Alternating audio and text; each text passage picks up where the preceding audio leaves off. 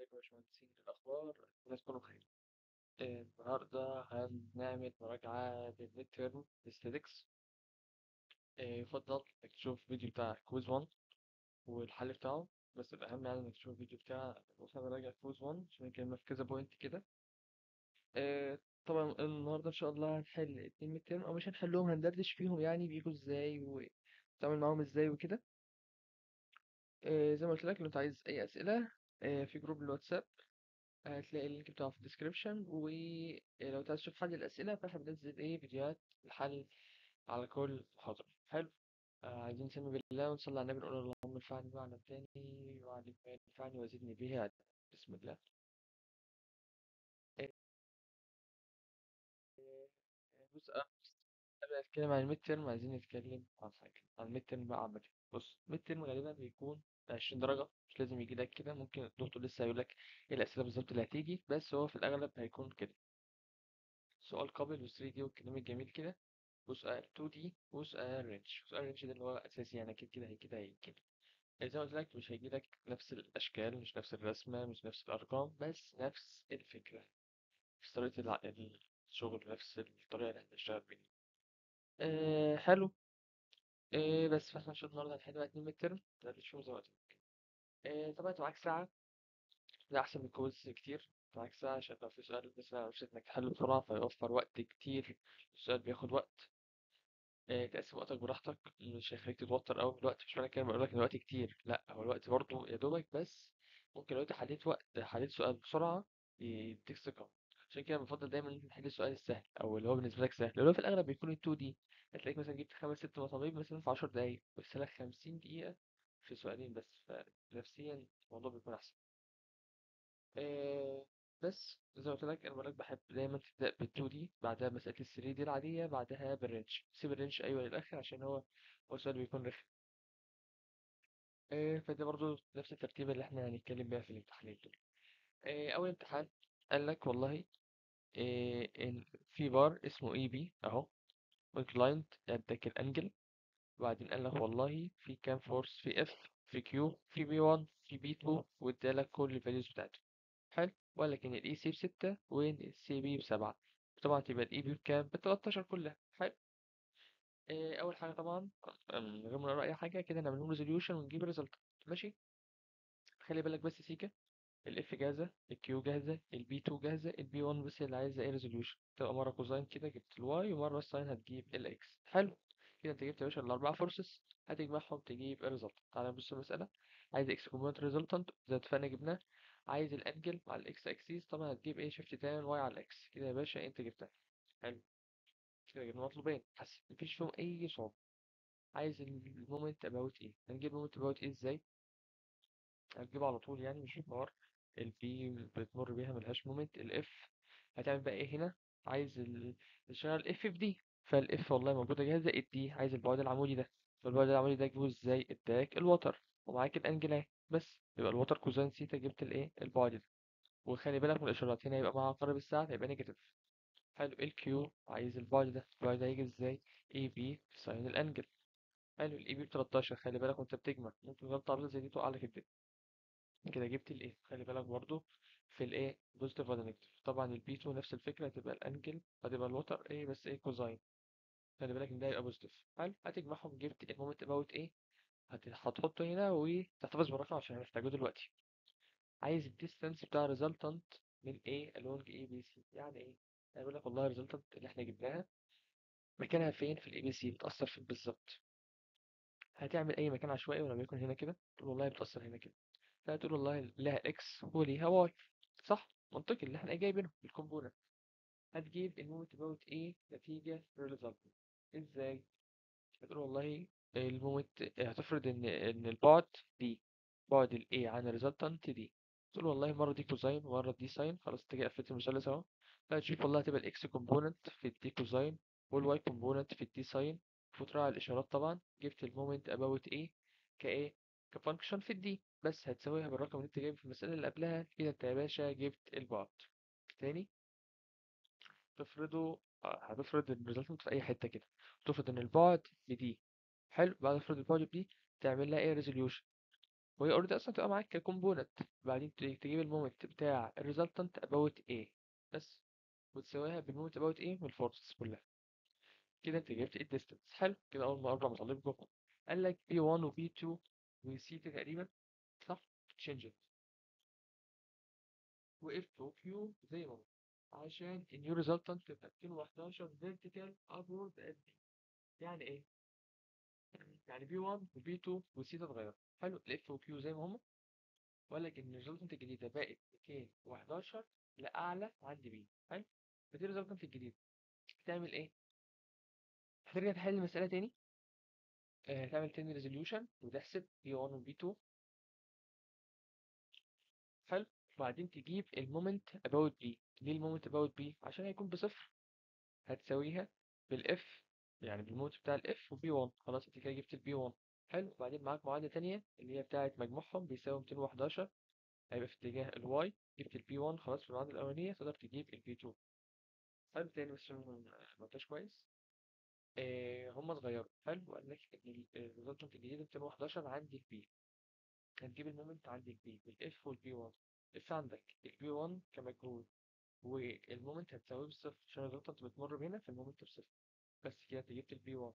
بعدها هو اداك الفاليو بتاعتها، فانت هتجمع الاربعه فورسز طبعا كفيكتور فورم يعني. هتساويها ب 211 في الايه في الواي، يعني صفر و 211. هتجيب البي 2. كده انت جبت البي 1 والبي 2 كام. حلو. طبعا الستة برضه هتلاقيها ايه، كانت معاك في السكة. حلو. آه... حلو. ده كده السؤال بتاع ال 2 دي. ممكن تحتاج في السؤال ال 2 دي انت تجيب المومنت عند النقطتين. تحتاج انت تجيب المومنت عند البي وعند الايه، عشان في الاغلب تتأكد عشان السيتا كمان اتغيرت. فمحتاج يبقى مرتين. ماشي. كده نروح كده. ده سؤال 2D زي ما قلت لك لحد المسافة بالأغلب بيحلوا صح إن شاء الله. يفضل بعدها تخش للسؤال بتاع ال 3D. سؤال ال 3D والله قال لك إن في شكل اداك الأطوال. طبعا ده سؤال قابل. قال لك اف 1 38 واف 2 38 عكس بعض، عملوا قابل 1. اف 3 ب 42، اف 4 ب 42 عملوا. طبعا احنا عاملين فيديو عن القابل كنا حالين فيه، بس هنتكلم فيه تاني. طبعا أهم حاجة في السؤال زي ده إنك تجيب إيه البوينت اللي أنت محتاجها. ماشي. طبعا لازم تجيب فيكتور فورم مثلا F1 أو F2، وهكذا F3 أو F4. ولو يكن مثلا أنت جبت الفيكتور فورم بتاع ال F3، لازم تجيب بتاع ال F4. لا، هو هيكون عكسه في الاتجاه. يعني لو كنت جبت ال F3 مثلا 150 وسالب 200، فال F4 سالب 100 سالب 50 بوزيتيف 200. حلو. بعد كده خلاص أول اتنين جبتهم، وبرضه الكابل جبتهم. خلاص هو زي ما اتفقنا إن إحنا بتجيب نقطة في واحدة من الفورس وتعمل لها كروس برودكت مع الفورس التانية. يعني تقول بوينت ايه مثلا مع الايه مع الاف 2. كلام جميل. كلام جميل. يعني تقول بي اي كروس اف 2، كده انت جبت الايه المومنت بتاعك او الكابل وات. وبعد كده تعملها ايه كابل 2. بعدين قال لك هات الماجنتيود بتاع ده كابل، هتجمع الاثنين. حلو. بعدين قال لك عايز المومنت بتاعت اف 1 about الاكسيس او سي. كده وعايزه يجيب المومنت about لاين. هنجيبه ازاي؟ تقول والله F1 هتجيب المومنت بتاعت F1 about O. حلو. طب وبعدين تقول والله هضربها في اليونت فيكتور OC، تضربها تاني في اليونت فيكتور OC عشان تخليها كاتجاه. بس كده اتحلت المسألة. لحد ما برضه مسألة سهلة سهلة جدا، يعني مفيهاش أي لعب. نيجي بقى للعوب. هو الريتش في 11 مطلوب في الريتش، طبعا رقم غبي يعني، بس هو لحد ما طلب يعني تيجي. قال لك ايه؟ قال لك فيها 4 فورسز F1. حلو. بعدين F2. ماشي. بعدين اداك F3 واداك ال F4 واداك الاتجاهات واداك فري كابل. ما تنساهوش بالله عليك، ما تنساهوش. حلو. ده طبعا كل الاتجاه. حضرتك هتعمل ايه؟ هتجيب كل البوينتس اللي احنا محتاجها. يعني هتجيب بوينت B و C و H و G و N و B و D و A. هتجيب كل البوينت وبعدين نبدأ نشتغل. حلو. بعد ما تجيب البوينت هتجيب كل يونت فيكتور انت هتحتاجها. يعني هتجيب الاي دي، هتجيب الجي سي، هتجيب الاتش جي، هتجيب البي اتش، هتجيب البي ان. وبعدين تجيب كل الفورسز كايه كفيكتور فورم. حلو. تجمعهم وتجيب الريزلتنت وتجيب ماجنتيود الريزلتنت. بعد كده نيجي نتكلم. يبقى تاني كل اللي هتعمله هتجيب البوينت، تقسم الصفحه كده بالنص بالظبط، تقعد تكتب هنا البوينت واليونت فيكتور وكده. بعدين تجيب الفورسز، تجيب الريزلتنت، تسيرش الفري كابل، تجيب المومنت اباوت او. بعدين نتكلم. حلو. جبت كل دول ممكن تاخد مثلا 10 دقايق ربع ساعه مثلا. هنشوف بقى حضرتك جبت كام مطلوب كده. جبت اف اول مطلوب، واي كومبوننت اف 2 جبته. كومبوننت للقابل زي ما اتفقنا، القابل اللي هو ده ريكابل. جبت الريزلتنت، جبت الماجنتيود ريزلتنت، جبت زد كومبوننت للمومنت اباوت او، جبت الماجنتيود بتاع المومنت اباوت او. خلاص كل دول انت جبتهم يا باشا، ما عادش في الا اربع مصادر. حلو. تحس ان انت قاعد طبعا في مساله الريتش هي فكره واحده، فانت كل يونت فيكتور عشان تعرف تجيب الفيكتور فورم بتاعها، فايه تروح تجيب الريزلتنت وتجيب بعدها والله قال لك عايز المومنت اباوت بي مرتين. زي ما اتفقنا في قانون الترانسفورميشن ده، هتقول ان المومنت اباوت بي يساوي المومنت او ناقص او بي كروس الريزلتنت. ماشي. بس هتعوض في القانون ده، طبعا احنا حلينا عليه كده. انت جبت المومنت اباوت بي. عايز البيتش، قلنا البيتش بيساوي ايه؟ يساوي ار دوت ام او على الار سكوير. هتحسب معاك بسرعه. ماشي. بعدين قال لك بقى الرينج بينترسكت البلين اتش جي ان سي. طبعا انت وصلت اصلا للمرحله دي، فانت فاكر يعني انك قدرت توصل للمرحله دي. طبعا مطلوب زي ده بياخد وقت، فانت لو بادئ بسؤال الرينج ما يفضلش انك تجيبه عشان في اسئله تانية اهم. حلو. ايه المهم تقدر ان انت سريع يا عم ووصلت لحد المطلوب ده. اول حاجه هتشوف زي ما اتفقنا في السؤال ده، لازم يكون هو مثبت لك حاجه. اكيد مش مثبت لك الاكس عشان هو طالبها. طب يا ترى هو مثبت الواي ولا الزد؟ هنشوف. قال لك المستوى اتش جي ان سي. فين المستوى اتش جي ان سي اهو؟ تعالى بس نشوفه. اتش جي ان سي، انت شايف ايه اللي ثابت في المستوى ده؟ باين ان هو اللي ثابت فيه الزد. طب الزد فيه بكام؟ بواحد. فانت هتثبت في المعادلة ان الزد بواحد. هتعوض بقى ان هو البي في الار بيساوي الام او ناقص اكس واي وزد كروس الار. حلو. طب مش فاهمني؟ فترجع تشوف فيديو الرينج او انت تكون مذاكر فتكون فاهم قصدي يعني. بس طبعا نحط هنا زد بواحد ونقطة محدش هتجيب الاكس. حلو. هل ده مستوى الميد ترم؟ اعتقد دلوقتي مستوى الميد ترم بقى اصعب سيكا من المستوى ده. بس انت لازم تتدرب كويس، تتدرب كويس وتحافظ على شعرك كويس جدا، عشان زي ما قلت لك درجات الترم بتكون كويسة يعني، فالناس بتحل كويس، فانت ما تزعلش مني، ما ينفعش تخش تحل وحش، المشكلة فيك انت. تمام. هنجيب مثال تاني. مثال زي ده لو اتفقنا نبدأ بإيه؟ نبدأ بال 2D. ال 2D اهي نفس الفكرة بتاعت المسألة اللي فاتت بالظبط، مش اختلاف قوي يعني. تك اف وبي 2 وبي 1 وبي 3. بس خلي بالك الحوار العمودي ده، عشان الحوار العمودي ده هيفيدك في حالة الايه وانت بتجيب المومنت، تضرب في الايه في الطول على طول. بس هي نفس الفكرة. هتحلل معاك الزوايا، مدكش الزاوية برقم، ادالك 4 3 5 كوزين وساين بقى، انت بقيت اكبر من كده يعني. هتجيب والله المومنت حضرتك، هتجيب قصدي الريزلتنت. حلو. عايز الاكس كومبوننت ريزلتنت جبناه، عايز الانجل زي ما اتفقنا واي على اكس مفيهاش مشاكل. مومنت اباوت ايه طبعا انت محللهم، فالمومنت اباوت ايه ده الحاجه اللي كنت بكلمك فيها. البي 2 هتجيبها في الطول ده، الاف هتجيبها في الطول ده.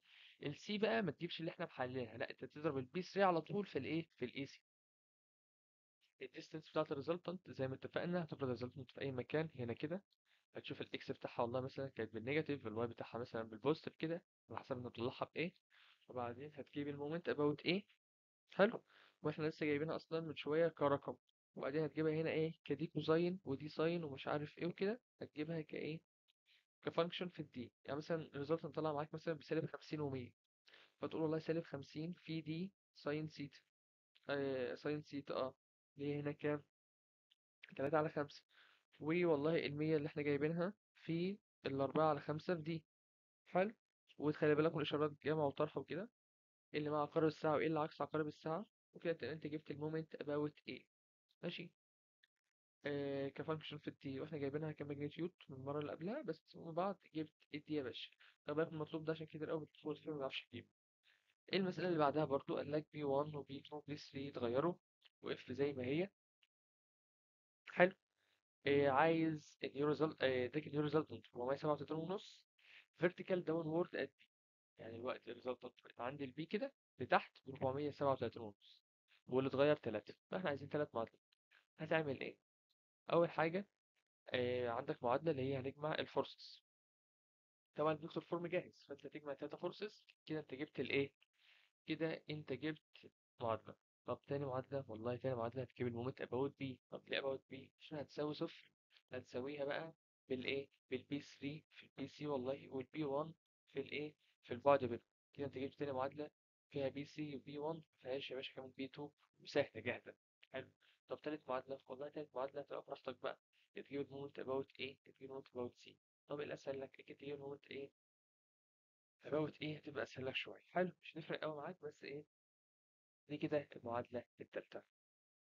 حلو، معاك 3 معادلات 3 مجاهيل زي ما اتفقنا، كوم خلاص مفيهاش أي مشاكل. خلي بالك في السالب والموجب عشان دول اللي هيحفظوك في سؤال زي ده. اللي مع عقارب الساعة واللي عكس عقارب الساعة، وإيه البعد برضو تخلي بالك.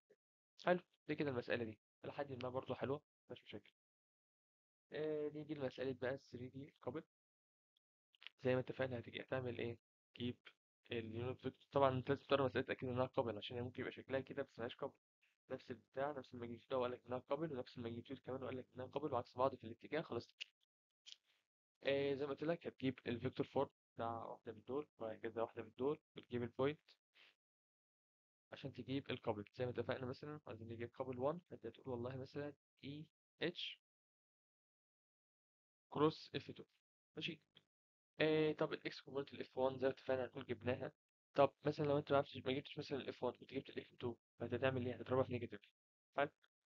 زد كومبوننت الاف 2 زي ما اتفقنا هنجيبها خلاص. كيو 1 وكيو 2 كيو خلاص هتجمعهم تجيب الكابل. نفس الفكرة بتاعت الامتحان اللي فات، المومنت بتاع F1 about OK هتجيب المومنت about O تضربه في ال OK يونت فيكتور، تاني في اليونت فيكتور OK عشان تجيب الايه كفيكتور. ماشي. تالت مسألة دي أصلا كنا حلناها قبل كده في فيديو. يعني مش هحلها تاني، بس هي ايه يعني الفكرة بتاعتها محروقة زي ما اتفقنا. نفس الفكرة هتقعد تجيب البوينتس. وبعد ما تجيب البوينتس هتجيب اليونت فيكتور، بعد ما تجيب اليونت فيكتور تجمعهم. ما تنساش الفري كابل، ما تنساهوش تجيب الموت باوت او. تجيب بص الاختيارات تلاقيك جبت لحد الاختيار ده. كل اللي انت عملته حللت الدنيا جمعتهم، وما تنساش الفري كابل، وجبت الموت باوت او جبت دول. طب المطلوبين اللي بعدهم والله هيبقوا ازاي؟ ترانسفورميشن. المومنت باوت جي هيبقى المومنت باوت او ناقص او جي كروس الار. حلو، جبت كمان المطلوبين دول. البيتش بيساوي والله ار دوت ام او توتال على الار سكوير. مفيش مشاكل. اخر مطلوب برضو ولو انت قدرت انك توصل له اصلا، فهو قال لك في مستوى دي جي ان ايه. فايه اللي ثابت في المستوى ده؟ والله مش ثابت ان الزد بتساوي 3. ده اللي ثابت يعتبر. حلو. عايز المهم حرفيا هو كوز الميد ترم ده زي الميد ترم اللي فات، يعني نفس الفكره حرفيا. يعني لو لقيت الميد ترم بتاعنا ان شاء الله حلو. آه فزي ما قلت لك الميد ترم يا صاحبي بيكون كده. هل صعب؟ مش صعب. هتقدر تقفله عادي جدا. حلو. والكيرف في الميد ترم مش بيكون زي الكويز، يعني ممكن الكيرف بيكون حاجة بسيطة، ممكن يكون درجة أصلا. عشان زي ما قلت لك أغلب الناس بتحل كويس. فضل أنت تشوف برضو مراجعة كويز 1. ولا على حاجة بعيدا بقى عن الفيديوهات والكلام اللي احنا بنعمله، شوف انت ايه اللي انت محتاجه اكتر. شوف هل انت محتاج مثلا تشوف فيديوهات تشرح اكتر مش فاهم الكونسيبت مثلا، ولا انت ناقصك ان انت تشوف واحد وهو بيحل، مثلا حد بيحل قدامك وبعدين انت تخش تحل، ولا انت مثلا انت عارف تحل ازاي بس انت اللي ايه يعني هنسميها مش مجتهد. فبتحلش كتير فتبقى مشكلتك انت فانت تروح تحل. حلو. فمش الحوار مش حوار فيديوهات، شوف انت ايه اللي ناقصك واعمله. كل واحد عارف هو عنده مشكلة في ايه، كل واحد عارف الحل بتاعها كويس بس هو اللي مش عايز يحلها. فدول كلمتين يعني كانت لازم تعرفهم. زي ما قلت لك وقت الامتحان بتاعنا ان شاء الله حلو. بس كده. لو كان لسه عندك اي سؤال ف في في جروب على الواتساب، اللينك بتاعتك في الديسكريبشن ان شاء الله تسأل فيه اي سؤال انت حابب تسأل. بس مع السلامة.